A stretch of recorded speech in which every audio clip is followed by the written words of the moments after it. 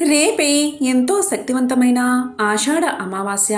ఈ ఆషాఢ అమావాస్యని చుక్కల అమావాస్య అని కూడా పిలుస్తారు. ఈ తర్వాత రోజు నుంచి శ్రావణ మాసం మొదలవుతుంది. మరి ఎంతో విశేషమైన ఈ చుక్కల అమావాస్య రోజు సంబంధ మొక్కతో ఈ చిన్న పరిహారాన్ని పాటిస్తే చాలు. ధనాదాయం పెరుగుతుంది. అప్పుల బాధలు, రుణబాధలు తొలగిపోతాయి. కష్టాలన్నీ కూడా దూరం అయిపోతాయి. నరదృష్టి, నరఘోష తొలగిపోతాయి. రాజయోగం పడుతుంది. నకారాత్మక శక్తులు తొలగి దైవిక శక్తులు మిమ్మల్ని కాపాడతాయి. కాబట్టి ఎంతో విశేషమైన ఈ శుక్ర అమావాస్య రోజు కలబంద మొక్కతో ఏ పరిహారాన్ని పాటించాలో ఇప్పుడు ఈ వీడియోలో తెలుసుకుందాం. కలబంద మొక్క చాలా శక్తివంతమైనది. కలబంద మొక్కలో త్రిమాతలు ఉంటారు. పార్వతీదేవి, లక్ష్మీదేవి, సరస్వతీదేవి. ఈ ముగ్గురు దేవతలు కూడా కలబంద మొక్కలో కొలువై ఉంటారు. ఔషధ మొక్కగా కలబంద ప్రసిద్ధి చెందింది.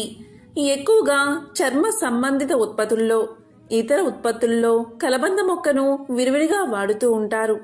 కలబంద మొక్కను ఇంట్లో పెంచుకోవడం వల్ల ప్రతికూల శక్తులన్నీ తొలగిపోతాయి.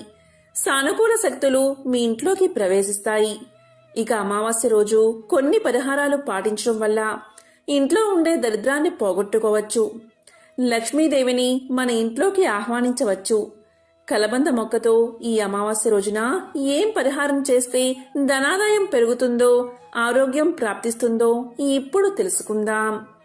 కలబంద మొక్కతో అమావాస్య రోజు పరిహారాన్ని పాటించడం వల్ల నరదృష్టి, నరఘోష తొలగిపోతాయి.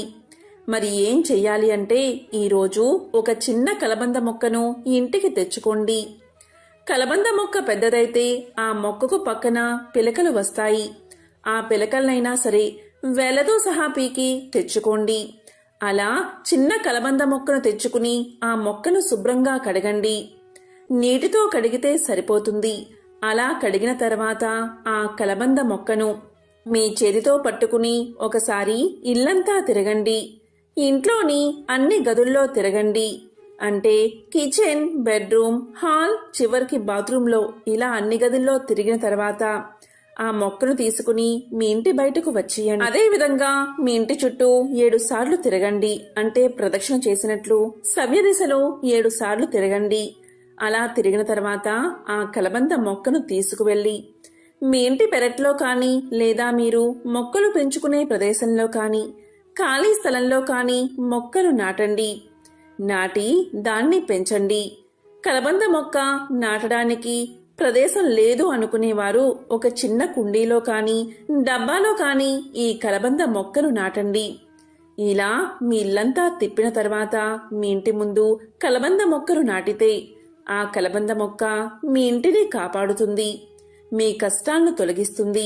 నరదృష్టి, నరఘోష, నరపీడను తొలగిస్తుంది. మీ ఇంట్లోకి ప్రవేశించే చెడు శక్తులను అడ్డుకుంటుంది. కాబట్టి ఈరోజు సాయంత్రం 6లోపు ఏ సమయంలో అయినా సరే ఈ చిన్న పరిహారాన్ని తప్పనిసరిగా పాటించండి. అమావాస్య రోజు చేసే ఏ పరిహారమైనా 1,000,000 రెట్ల ఫలితాలను ఇస్తుంది. కాబట్టి ఈరోజు తప్పనిసరిగా ఈ పరిహారాన్ని పాటించండి. కలబంద మొక్క ఎవరి ఇంట్లో అయితే ఉంటుందో ఆ ఇంట్లోకి ఎటువంటి బ్యాక్టీరియా కానీ వైరస్ కానీ ప్రవేశించదు. అంతేకాదు ప్రతి ఇంట్లో కలబంద మొక్కను 5 లేదా 6 మొక్కల వరకు పెంచుకుంటే అది మనకు చేసే మేలు అంతా ఇంతా కాదు. ప్రతి ఒక్కరూ ఇంటి ముందు ఒక కలబంద మొక్కను పెంచితే మన ఆరోగ్యం చాలా బాగుంటుంది. ఇది గాలిలోని వైరస్ని కూడా చంపుతుంది. మన ఇంట్లోకి ఎటువంటి చెడుగాల్ని రానివ్వకుండా కాపాడుతుంది. అంతేకాదు కలబంద చెట్టును ఇంట్లో పెంచుకుంటే ఆరోగ్యపరంగానే కాదు అదృష్టపరంగా కూడా ఎంతో మేలు చేస్తుందని ఆధ్యాత్మికవేత్తలు చెబుతున్నారు. కలబందను ఇంట్లో పెంచుకుంటే సిరుల వర్షం కురుస్తుంది. అందుకే మన పూర్వీకులు కలబంద మొక్కను ఇంట్లో పెంచుకునేవారు. ఇది ఒక ఆచారంగా కూడా ఉంది. ఇది మన ఇంటిని నరదృష్టి నుంచి కాపాడుతుంది. ఎవరింట్లో అయితే కలబంద చెట్టు ఉంటుందో ఆ ఇంట్లో వాస్తు దోషాల వల్ల కలిగే బాధలు ఉండవు. ఆ ఇంట్లో లక్ష్మీ కటాక్షం తప్పనిసరిగా ఉంటుంది. ఏ ఇంట్లో అయితే కలబంద మొక్క ఉంటుందో ఆ ఇంట్లో 33 కోట్ల దేవతలు ఉన్నట్లే లెక్క. ఇలా అని శాస్త్రాలే చెబుతున్నాయి. ఎందుకంటే ఇది సకల దేవతల అనుగ్రహాన్ని మీకు కలిగిస్తుంది. కలబంద మొక్క వేర్లలో రాహు, కేతు, శనిశక్తి ఇమిడి ఉంటుంది. కలబంద పైభాగంలో బుధ, శుక్రులు నివసిస్తారు. ఈ పంచగ్రహాల కలయిక వల్ల మంచి ఫలితాలను కలబంద మనకి అందిస్తుంది. అందుకే కలబంద మొక్కను ఇంటికి కట్టుకుంటారు. ఇలా కట్టుకుంటే దైవిక శక్తులు ఎల్లవేళలా ఆ ఇంటిని కాపాడతాయని ఒక నమ్మకం. ఈ రోజు అంటే అమావాస్య రోజు కలబంద మొక్కను ఒకటి తీసి దాన్ని ఇంటికి కట్టుకోండి. ఇలా చేస్తే చాలు, నరదృష్టి తొలగిపోతుంది. నరుడు దృష్టికి నల్లరాయి కూడా పగులుతుందని ఒక సామెత ఉంది. అలాంటి నరదృష్టి ప్రతి ఇంటికి ఉంటుంది. కాబట్టి మీరు ఈ రోజు అంటే అమావాస్య రోజు ఒక కలబంద మొక్కను మీ ఇంటికి గుమ్మానికి కట్టండి. ఇలా చేస్తే ఆర్థిక సమస్యలు తొలగిపోతాయి. సాధారణంగా నరదృష్టి తొలగడానికి గుమ్మడికాయ లేదా పటికను అందరూ కడతారు. కానీ ఆ రెండి కంటే అద్భుత ఫలితాలను కలబంద మొక్క ఇస్తుంది. ఈ కలబంద మొక్క మొదలు వచ్చి బుధ, శుక్రుడి కలయిక, వేర్లు శని, రాహు, కేతువుల కలయిక కాబట్టి ఈ 5 గ్రహాల కలయికతో ఇది శక్తివంతంగా పనిచేస్తుంది. ఎలా కట్టుకోవాలి అంటే అమావాస్య రోజు కలబంద మొక్కను సేకరించి మన ఇష్ట దైవం ముందు పెట్టి పసుపు కుంకుమలతో అలంకరణ చేసి అదే రోజు అంటే అమావాస్య రోజు సాయంత్రం పూట సింహద్వారానికి తలకిందులుగా వేలాడదీయండి. అంటే కలబంద మొక్క వేర్లు పైకి ఉండాలి. రాత్రి సమయంలో కడితే అంటే అమావాస్య గడిలో రాత్రి సమయంలో కడితే ఇంకా మంచిది. ఇక్కడ చాలా మందికి వచ్చే సందేహం ఏంటి అంటే కలబంద మొక్కను ఏ దిక్కున పెంచాలి అని, అంటే ఏ దిక్కున పెట్టాలి, ఏ దిశలో పెట్టకూడదు అని. కలబంద మొక్క ఇంట్లో పెంచితే ఇంటికి శ్రేయస్సు కలుగుతుంది. ప్రతికూల శక్తులు ఇంట్లోకి ప్రవేశించకుండా సానుకూల శక్తి ప్రవాహాన్ని కలబంద పెంచుతుంది. కలబంద మొక్కను ఇంట్లో పెట్టుకోవడం అదృష్టం. మరి ఆ కలబంద మొక్కను ఏ దిశలో పెట్టాలో ఇప్పుడు తెలుసుకుందాం. వాస్తు శాస్త్ర ప్రకారం ఇంట్లో కలబంద మొక్కను నాటడం చాలా శుభప్రదం. కలబంద మొక్క కష్టతరమైన జీవితాన్ని మెరుగుపరచడం మాత్రమే కాకుండా ప్రతి పనిలోనూ విజయాన్ని తీసుకువస్తుంది. కలబంద మొక్క నాటిన చోట ప్రేమ, శ్రేయస్సు, సంపద, ప్రతిష్ట పెరుగుతాయి. ఈ మొక్కను ఇంట్లో నాటడానికి సరైన దిశను జాగ్రత్తగా చూసుకోవాలి. కలబంద మొక్కను ఇంటికి తూర్పు వైపున నాటడం మంచిది. అలాగే ఇంటికి ఆగ్నేయ భాగంలో కూడా నాటవచ్చు. మీకు ఉద్యోగంలో పురోగతి కావాలి అంటే కలబంద మొక్కను ఇంటికి పడమర వైపున నాటాలి. కలబంద మొక్కను పొరపాటున కూడా ఇంటికి వాయువ్య దిశలో నాటకూడదని గుర్తించుకోవాలి. వాస్తు ప్రకారం ఈ మొక్కను ఇంట్లో వాయువ్య దిశలో నాటడం వల్ల అనేక ఇబ్బందులు వస్తాయి. ప్రతికూల పరిస్థితులు ఎదుర్కోవాల్సి వస్తుంది. వాస్తవంగా వాస్తు ప్రకారం కలబంద మొక్క పెడితే అనేక సమస్యలు తొలగిపోతాయి. కలబంద మొక్కను ఇంట్లో నాటడం వల్ల ఇంట్లో పాజిటివ్ ఎనర్జీ పెరుగుతుంది. ఈ ఇంట్లో ఉన్న నెగటివ్ ఎనర్జీ తొలగిపోతుంది. కుటుంబంలో సంతోషం వెల్లి విరుస్తుంది. ఈ ఇంటికి ఆగ్నేయ దిశలో కలబంద మొక్కను పెంచడం వల్ల డబ్బు, ప్రమోషన్లు లభిస్తాయి. ఇంటి బాల్కనీలో, గార్డెన్లో కలబంద మొక్కను పెట్టుకుంటే ప్రతికూల శక్తులు లోపలికి ప్రవేశించకుండా ఉంటాయి. కాబట్టి కలబంద మొక్కను పెట్టుకునే విషయంలో ఖచ్చితంగా వాస్తు నియమాలను ఏ దిశలో పెట్టాలి అనే విషయాలను మనం గుర్తించుకోవాలి. కలబంద మొక్కను ఆయుర్వేదంలో అమృత వృక్షము అని పిలుస్తారు. ఎందుకంటే ఇందులోని సర్వాంగాలు మానవుడి ఆరోగ్యానికి ఎంతగానో సహాయపడతాయి. కలబంద మొక్కను ఇంట్లో పెంచుకోవడం వల్ల వైరస్ వల్ల కలిగే వ్యాధులు మీ దరి చేరవు. ఏం చెయ్యాలి అంటే ఒక కలబంద మొక్కను కత్తిరించి మధ్యలోకి కోసి శుభ్రంగా కడగండి. దాంట్లో ఉన్న గుజ్జును తీసి దీన్ని పరగడుపున సేవిస్తే చాలు. ఇది శరీరంలోని యాంటీబాడీస్ పెరిగేలా చేసి శరీర రక్షణ వ్యవస్థను దృఢపరుస్తుంది. ఇమ్యూనిటీ పవర్ని పెంచుతుంది. ఎలాంటి రోగాలు మీ దరి చేరకుండా కాపాడుతుంది. అంతటి శక్తి కలబంద మొక్కకు ఉంది. కలబంద మొక్క గాలిని పీల్చి 6 నెలలు బతుకుతుంది. ఇది దేవుడు మనకిచ్చిన వరం లాంటిది.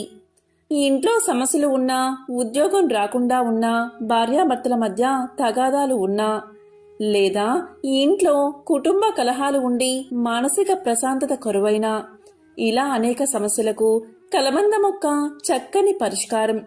కాబట్టి కలబంద మొక్కను ఇంట్లో పెంచుకోండి. మీ ఇంట్లో స్థలం లేకపోతే కనీసం కుండీలో అయినా కలబంద మొక్కను పెంచండి. ముఖ్యంగా పిల్లలు ఉంటే అలాంటి వారు కలబంద మొక్కను తప్పనిసరిగా పెంచాలి. ఎందుకంటే బయట విషవాయువుల వల్ల పిల్లలు, పెద్దలు తరచూ అనారోగ్యానికి గురవుతారు. అలాంటి విషగాలులను మన ఇంట్లోకి రాకుండా స్వచ్ఛమైన గాలిని మనకు అందిస్తుంది కలబంద. ఎవరి ఇంట్లో అయితే కలబంద ఉంటుందో అటువంటి వారి ఇంట్లో వ్యాధులు రావు. ఈ రహస్యం తెలుసుకుని పాటించి చూడండి. ఈ రోజుల్లో చాలామంది ఎదుర్కొనే సమస్య మోకాళ్ల నొప్పులు. దీన్ని తగ్గించే శక్తి కలబందకు ఉంది. కలబంద ముక్కను కొద్దిగా కట్ చేసి శుభ్రంగా కడిగి 5 లేదా 6 స్పూన్ల గుజ్జును గ్లాసు నీటిలో వేసుకుని పరగడుపున తాగుతూ ఉంటే మోకాల్లో అరిగిపోయిన గుజ్జును తిరిగి రప్పించి మోకాల నొప్పులను క్రమంగా తగ్గిస్తుంది. అంతటి శక్తి ఈ కలబంద మొక్కకు ఉంది. అధిక బరువు ఉన్నవారు ఇలా తాగితే నాజూగ్గా తయారవుతారు. ఈ విధంగా నిత్యము తాగితే యవ్వనం వస్తుంది. మీ శరీర కాంతిని పెంచే శక్తి ఈ మొక్కకు ఉందని, ఈ రహస్యాన్ని ఆయుర్వేద మహర్షులు తమ గ్రంథాల్లో వివరించడం జరిగింది. కొన్ని వేల సంవత్సరాల క్రితం నిత్య యవ్వనానికి కలబందను వాడినట్లు చరిత్ర ద్వారా తెలుస్తుంది. అంతేకాదు, మహారాణి క్లియోపాత్ర తన చర్మాన్ని మృదువుగా అందంగా ఉంచుకునేందుకు ఆ కాలంలో కలబందను వాడినట్లు చరిత్ర ద్వారా మనకు తెలుస్తుంది. ఆయుర్వేదంలో దీనికి బ్రహ్మరథాన్నే పట్టారు. మనకు ఏదైనా గాయమైతే కలబంద గుజ్జును గాయంపై పూస్తే గాయం త్వరగా మానేలా చేస్తుంది కలబంద. 5 స్పూన్ల కలబందను గ్లాసు నీటిలో కలిపి పరగడుపున తాగితే దీర్ఘకాలంగా వేధిస్తున్న మలబద్ధక సమస్య మటుమాయమవుతుంది. మొలలపై కలబంద గుజ్జును రాస్తే మొలలు తగ్గిపోతాయి. కళ్ళ కలకగా అయినప్పుడు కలబందను కళ్ళు మూసుకుని కళ్ళపై పెట్టుకుంటే కళ్ళ కలకలు తగ్గుతాయి. శరీరంలో వేడి తగ్గడానికి కలబంద గుజ్జు బాగా ఉపయోగపడుతుంది. 5 స్పూన్ల కలబంద గుజ్జును నీటిలో వేసుకుని గ్లాసు నీటిలో వేసుకుని తాగితే ఎంతటి వేడైనా క్షణాల్లో తొలగిపోతుంది. పంటి నొప్పి వంటి సమస్య ఉంటే కలబందను వాడితే ఆ సమస్య తగ్గిపోతుంది. కలబంద గుజ్జును 3 రోజులకొకసారి తలకు మర్దనాగా పట్టించి 2 గంటల తర్వాత తలస్నానం చేస్తే నరాలకు శక్తి వస్తుంది, తలనొప్పి తగ్గుతుంది, కంటిచూపు మెరుగుపడుతుంది. ఈ విధంగా కలబంద మనకు ఎన్నో విధాలుగా ఉపయోగపడుతుంది. కాబట్టి ఈరోజు మీకు స్తోమత ఉంటే మీ ఇంటికి వెండి వస్తువును తెచ్చుకోండి. వెండి ప్రతిమ లేదా లక్ష్మీదేవి కాయిన్ను ఇంటికి తెచ్చుకోండి. ఈ విధంగా వెండిని ఈ రోజు కొని ఇంటికి తెచ్చుకుంటే అద్భుత ఫలితాలు కలుగుతాయి. మీరు ఖచ్చితంగా ఈరోజు లక్ష్మీదేవికి ఎంతో ఇష్టమైన కళ్ళ ఉప్పు లేదా రాళ్ల ఉప్పు లేదా సముద్రపు ఉప్పుని, కళ్ళు ఉప్పును వివిధ నామాలతో పిలుస్తారు. ఒక 10 రూపాయలు పెట్టి లక్ష్మీదేవికి ఎంతో ఇష్టమైన ఉప్పును కొని ఇంటికి తెచ్చుకోండి. మీ ఇంట్లో ఉప్పు ఉన్నా సరే విడిగా ఈ విధంగా కొని ఇంటికి తెచ్చుకోండి. ఎందుకంటే లక్ష్మీదేవికి ఉప్పు అంటే చాలా ఇష్టం. ఎందుకంటే పాల సముద్రాన్ని చిలుకుతున్న సమయంలో లక్ష్మీదేవి సముద్రం నుంచి ఉద్భవించింది. అందుకే లక్ష్మీదేవిని క్షీర సముద్రరాజు తనయ అని పిలుస్తారు. ఉప్పు కూడా సముద్రం నుంచే లభ్యమవుతుంది. కాబట్టి లక్ష్మీదేవికి ఎంతో ప్రీతికరమైన ఉప్పును కొని ఇంటికి తెచ్చుకోండి. మరి ఈ ఉప్పును ఏం చేయాలి అంటే, మీరు సాయంత్రం అంటే అమావాస్య రోజు సాయంత్రం లక్ష్మీదేవికి పూజ చేసే సమయంలో ఈ ఉప్పును ఉపయోగించి ఉప్పు దీపాన్ని వెలిగించండి. ఈ ఉప్పు దీపాన్ని ఐశ్వర్య దీపము అని పిలుస్తారు. మనం ఎంతో కష్టపడి సంపాదించిన సంపద నిలవకుండా వచ్చింది వచ్చినట్లు ఖర్చవుతూ ఉంటుంది. అప్పుడు తీరకుండా వడ్డీలు పెరిగిపోతూ ఉంటాయి.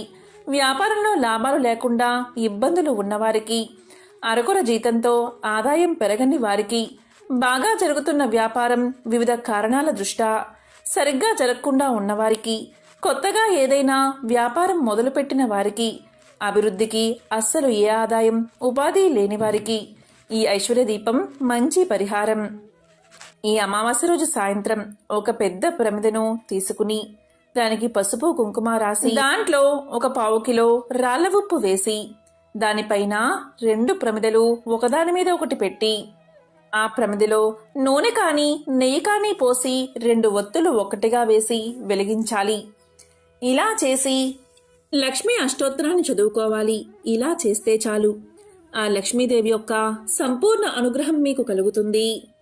ఈ విధంగా దీపారాధన చేశాక అమావాస్య రోజు పూర్తయ్యాక మరుసటి రోజు ఆ ప్రమిదలోని ఉప్పును తీసి నీటిలో కలపండి. వీలు కానివారు ఇంటి బయట ఎవరూ తొక్కని ప్రదేశంలో పోయండి లేదా చెట్టు మొదట్లో వెయ్యండి. ఇక ఈ అమావాస్య రోజు ఖచ్చితంగా తెచ్చుకోవాల్సిన మరొక వస్తువు ఏంటి అంటే పటిక. దీనిని ఏలం అని పిలుస్తారు. ఒక 1/4 కిలో పటిక తెచ్చుకోండి. తెలుపు రంగులో ఉండే పటికంటే అమ్మవారికి చాలా ఇష్టం కాబట్టి ఈరోజు ఉప్పు ప్యాకెట్ కానీ వెండి కాయిన్ కానీ లేదా పటిక కానీ తెచ్చుకోండి. ఏ కూరను వండకూడదు అలాగే తినకూడదు అంటే అదే మాంసాహారం. ఈరోజు పొరపాటును కూడా ఈ ఇంట్లో మాంసాహారాన్ని అస్సలు వండకండి అలాగే తినకండి. లక్ష్మీదేవికి ఎంతో ప్రీతికరమైన రోజు ఇది. మరి ఇంతటి విశేషమైన రోజున మీరు పొరపాటున కూడా మాంసాహారాన్ని అస్సలు వండవద్దు అలాగే తినవద్దు. ఈరోజు మరి ఏం తినాలి అంటే ఈరోజు సాత్విక ఆహారాన్ని తీసుకోండి. కాబట్టి ఇటువంటి పరిహారాలు పాటించి అమ్మవారి అనుగ్రహాన్ని పొందండి. ఓం శ్రీ మాత్రే నమః. ఓం లక్ష్మీ నమో నమః.